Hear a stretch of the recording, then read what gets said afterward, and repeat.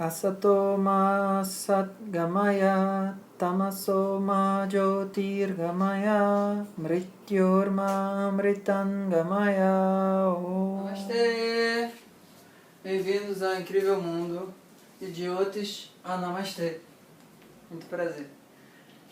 Esses vídeos fazem parte de uma playlist Jyotish Namastê, que talvez você esteja conseguindo assistir ou não. Mas Jyotish se escreve J-Y-O-T-I-S-H-A, craseado, Namastê. Que nem thiagonamastê.com, meu site, youtube.com/thiagonamastê, é o canal onde provavelmente você está assistindo esse vídeo. Esse é o vídeo 4 dessa série. O nosso querido Shiva e o Om, que estava lá em cima nos outros 3 vídeos, ou 4, foi substituído pelo digníssimo Shri. Ainda não é um Shri tão bonitinho quanto o do Vasantulad, mas um dia eu chego lá. Essa câmera chegou um pouco mais pra frente, porque o pessoal disse que o áudio não estava dando para escutar tão bem. Então vamos lá.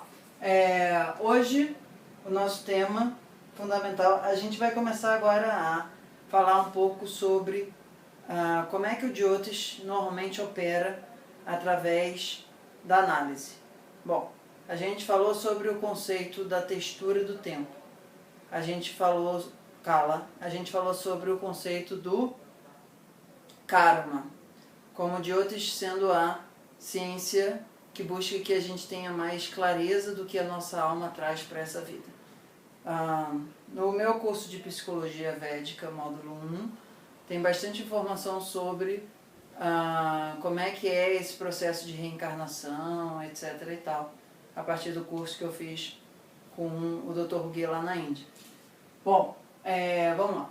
Então, a gente tem alguns elementos importantes em relação a o processo de vislumbre do perfil energético da pessoa. Um deles são os rashis. Os rashis, vamos traduzir eles como signos. Eu vou botar aqui pequenininho, se não estiver dando para você enxergar não tem problema.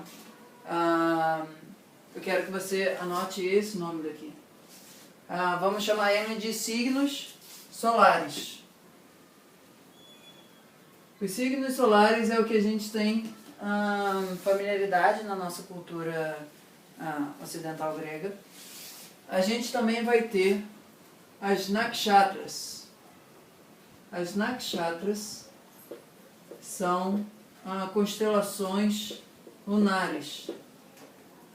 As nakshatras, elas são constelações que estão por detrás dos signos do zodíaco tradicional.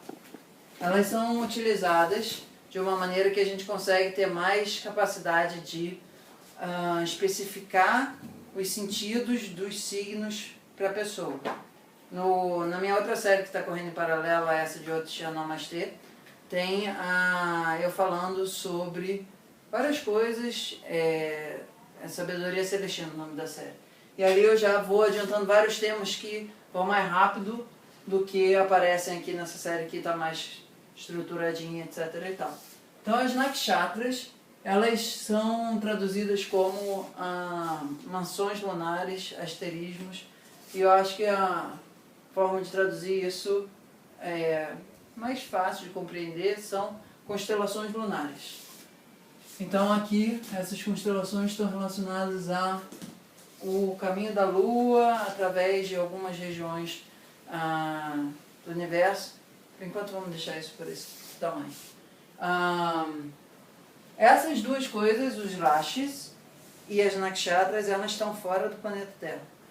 Dentro do planeta Terra tem os bhavas. Os bhavas são traduzidos como casas. Talvez ajude a gente a compreender melhor isso, traduzindo ele como palcos. Porque houses não é muito bem o que bhava é. E bhava é o lugar onde as coisas têm uma forma de ser percebida. E isso na nossa cultura talvez seja mais fácil chamar isso de palcos. Mas se você quiser chamar de casas, não tem o menor problema. E um outro aspecto importante é grahas, que a gente já chegou a falar um pouco nos outros vídeos, que eu vou traduzir eles como astros, mas eles normalmente são traduzidos como planetas, ainda que o Sol e a Lua não sejam planetas, etc. e tal. Rahu e Ketu não sejam também exatamente planetas no sentido astronômico da coisa. Então, grahas são astros que sequestram a nossa psique, que no outro vídeo eu já comecei a usar essa terminologia chamada sequestradores, porque eles têm a capacidade de capturar a nossa mente, em um certo sentido, e fazer com que a gente acredite que é impossível se comportar de outra forma. A gente fica preso, a gente fica sequestrado por aquela frequência. Esses elementos são muito, muito importantes. E eu queria colocar um último elemento aqui, que é Lagna, que é normalmente traduzido como ascendente. Por que eu estou botando esses nomes em sânscrito grande e em português pequeno? Mais do que por um preciosismo. Porque o conceito de rashis não é exatamente o conceito de signos que a gente tem. Por exemplo, o signo grego de Capricórnio, em sânscrito, é o signo do crocodilo. Ainda que eles sejam coisas próximas, o desenho lá, a significância deles é muito diferente. O signo de Gêmeos, ele não é exatamente assim, dois gêmeos univitelino ou bivitelino. São duas pessoas brincando e muitas vezes tendo vários tipos de relação, inclusive algum grau de relação sexual. Então, na medida em que a gente for falando dos rashis, a gente vai se acostumar com os nomes em sânscritos deles. Na medida em que a gente for falando dos grahas, que são traduzidos como astros, planetas, a gente vai se acostumando com os nomes deles também, ok? Então, esses 5 fatores, além do que a gente já falou de Kala, eles são fatores que juntos vão ser capazes de permitir que a gente olhe melhor para a questão do karma daquela pessoa em evidência.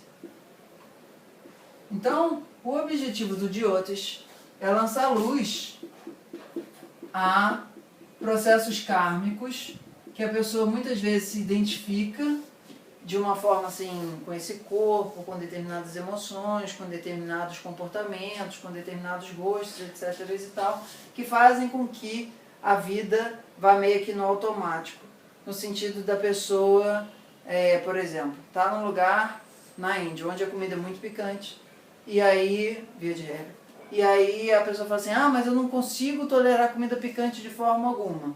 E pelo fato dela se identificar com a ideia de que ela não pode comer comida picante, ou que ela não consegue comer comida picante, ela se estrupica na Índia. Esse é um exemplo bobo, mas pode ser alguma coisa do tipo também. Eu não aguento pessoa no trabalho que fica tendo comportamento do tipo X. Eu não aguento meu chefe que fica tendo o comportamento tipo Y. É sempre um eu não aguento. E esse sempre eu não aguento vem de um lugar, vem de uma situação relacionada a o que você plantou em vidas anteriores, o que você está colhendo nessa vida atual. Bom, então, tudo na psicologia védica, tudo na cultura dos Vedas, onde o Jyotish está incluído, envolve uma relação de causa e consequência. Desses vários fatores que a gente tem aqui, os signos solares, rashis, as constelações lunares, nakshatras, os palcos terráqueos, bhavas, os astros, as frequências fundamentais, os grahas, e o lagna, aí eu vou falar um pouco do lagna ainda, e Kala, que é o processo do tempo. Todas essas coisas estão se interrelacionando para fazer com que determinados karmas possam aparecer, dar frutos em determinados períodos do tempo. Para a gente começar, a gente vai começar por uma coisa relacionada ao momento do nascimento. Na hora que a gente nasceu, a gente tem um lugar específico e a gente tem, teoricamente, se for registrado, um date of birth. Em inglês, a gente faz essa sigla, DOB, mas em português seria data de nascimento, DDN. Então esse é um dos principais conceitos que uma pessoa precisa para facilmente poder conversar sobre idiotas com alguma pessoa. Não que ela seja estritamente necessário.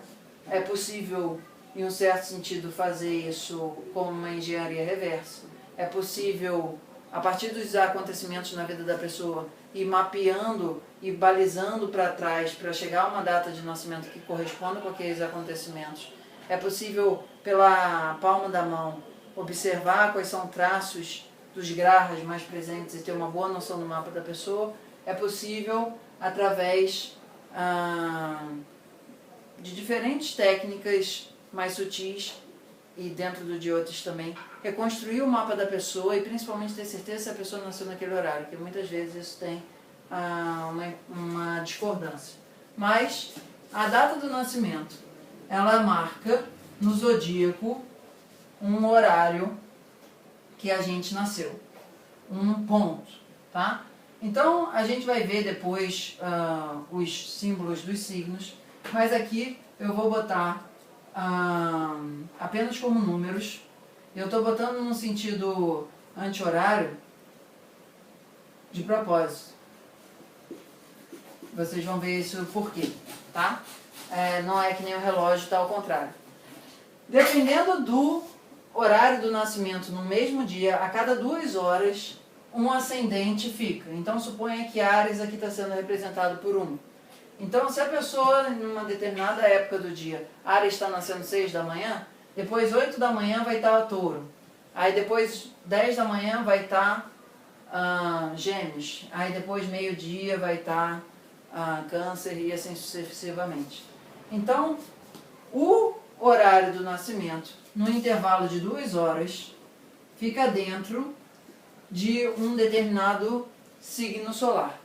Isso pra gente é extremamente importante.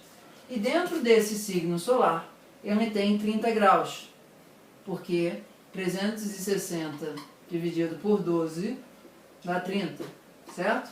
300 mais 60. Então aqui tem 30 graus que são atravessados em 2 horas. Cada um desses pedaços tem significados diferentes, mas a princípio, só para a gente começar, o primeiro terço é bastante diferente do segundo terço e é bastante diferente do terceiro terço.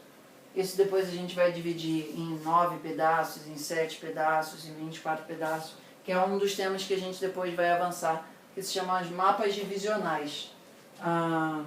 Eu ainda não arranjei uma tradução melhor do que Divisional Charts, eu ainda estou trabalhando nisso. Mas a ideia é que uma pessoa que nasceu aqui a 0 graus do signo X qualquer, ela vai ser muito diferente da pessoa que nasceu a 5, da pessoa que nasceu a 10, da pessoa que nasceu a 15, da pessoa que nasceu a 20, da pessoa que nasceu a 25, da pessoa que nasceu a 30, ok?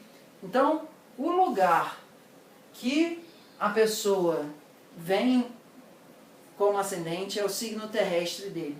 É o lugar onde ele traz o propósito dele para essa vida, em um certo grau. E para o Jyotish, em um certo sentido, é tão ou mais importante do que o signo solar. E é bastante importante junto também do signo lunar. Então o conceito de Lagna ascendente. O primeiro conceito de Lagna que a gente está vendo é o conceito do Lagna terrestre. E a gente vai ver que tem o Lagna solar e lunar também. Ok? Namastê. Prepare-se para o incrível mundo do Jyotish. Envie e-mail e vamos nessa. Namastê!